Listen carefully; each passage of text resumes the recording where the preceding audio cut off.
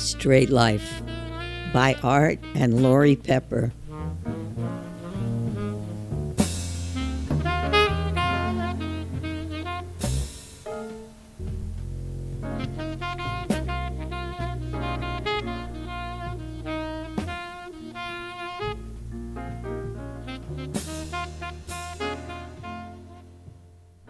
This is episode 13 of Straight Life.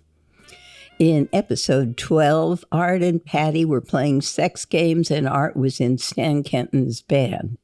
And then he got drafted. In this episode, Art joins the Army. Just FYI, in the hard copy of Straight Life, in the book, this is chapter 4, and it's called The Army, 1944 to 1946. Here's Art's narration. That war was a real war. Every day, the papers had casualty lists showing thousands of Americans killed. You go to the movies and see newsreels of bodies. I was praying for some miracle. I was just one little person. Maybe they'd make a mistake and overlook me. And then I got the greetings. I wish I could describe the feeling. It was as if I'd been given 6 months of happiness and now I was going to be killed. I did everything in my power to get out of it. I wanted to fail the physical, so I kept taking the strips and bennies and drinking. I'd get in the shower on a cold night, put my clothes on, and still soaking wet, walk around the block barefoot so I'd catch TB or something. I stopped eating. I stayed up for days at a time. I ran into a chiropractor. He checked my heart. I had a slight murmur, and he said I didn't have anything to worry about. He wrote a long letter to the draft board to take with me when I went to my physical. I didn't know that the word of a chiropractor is valueless, so I paid him and continued my escapades. And when I went to my physical, I was so weak I could hardly get to the place. I went through the first part. They tell you to touch your toes 15 or 20 times, and they listen to your heart. I touched my toes once and was going down the second time and blacked out and nearly fell over. My heart was pounding and I thought I had it made, but it didn't work out that way. I was inducted into Fort MacArthur on February 11, 1944. My dad drove me down and I went in. I was a loner. Even playing with the bands, I was a loner. The only times I could act out or talk was when I was drunk. Sober, I was completely cut off. Now I was in the Army.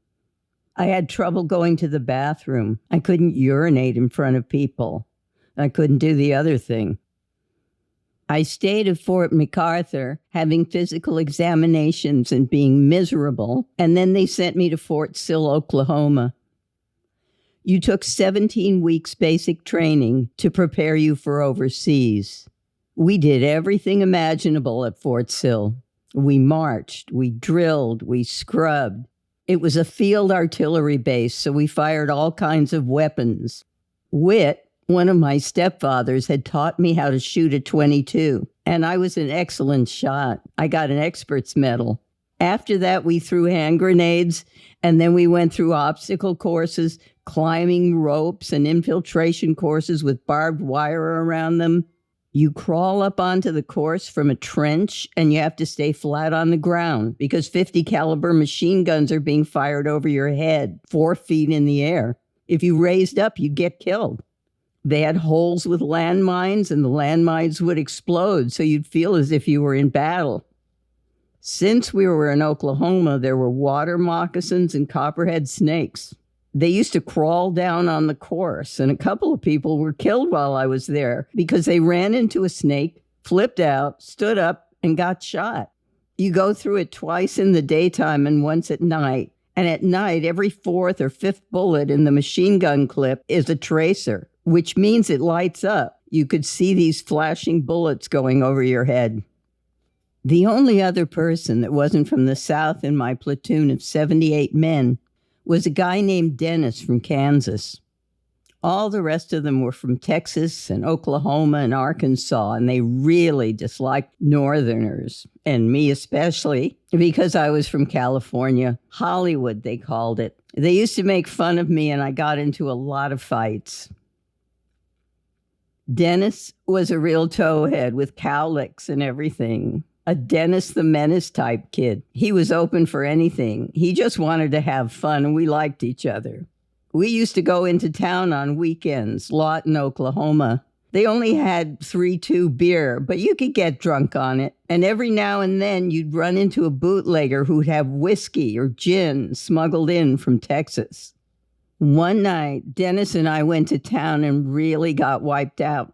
We came back to the post at about 2 or 3 o'clock in the morning and went into the latrine. A big separate building out in front with showers and rows of toilets and rows of sinks. There was nobody in there but us, so we started acting crazy. We were so uptight and frustrated, we started knocking things down. We broke things. Then we took the toilet paper out of the supply room and threw it all over, and we lit it. It really started to blaze. We didn't know what to do then, so we ran out. We snuck out of the latrine and into our barracks. Reveille rang in the morning. They'd blow a bugle. The sergeant screamed at you to get up. You threw your clothes on, ran out of the barracks, and lined up in the little parade ground. Each group of barracks had their own parade ground out in the middle. We ran out, me and Dennis, really hungover. We lined up and looked at the latrine. It was a mess. It hadn't burned to the ground, but it was burned bad. They had roll call. Then the lieutenant came. The captain came. They started wigging out to see who had done it, and everybody in our platoon looked around at me and Dennis. They said they'd better find out who did it or the whole company would be put on quarantine. There'd be no passes. They dismissed us, and then when we started to go back into the barracks, our platoon surrounded us. They said, "Where were you guys last night? We know you did it. You're the only guys that would do anything like that." We all went to the latrine, and we all had to clean. Everybody kept ranking us, accusing us. Finally, I flipped out. I remember saying, "I didn't do it, but I wish I had. That's what I think of you bastards." They tore our clothes off and threw us in the shower. They gave us a GI bath with strong brown soap with lye in it and scrubbed us with big brushes made out of wood sticks. We were hollering and fighting, and finally I told them, "Yeah, I did it, you motherfuckers." Then somebody came and stopped it, one of the officers, and so they put us on KP for a couple of weeks. From then on, it was open warfare, me and Dennis against the rest of the platoon. When I first got to Fort Sill, I used to cry at night and think, how can it be? How can I be here? I couldn't believe that this could be happening to me. I couldn't believe that I might die with these people I hated.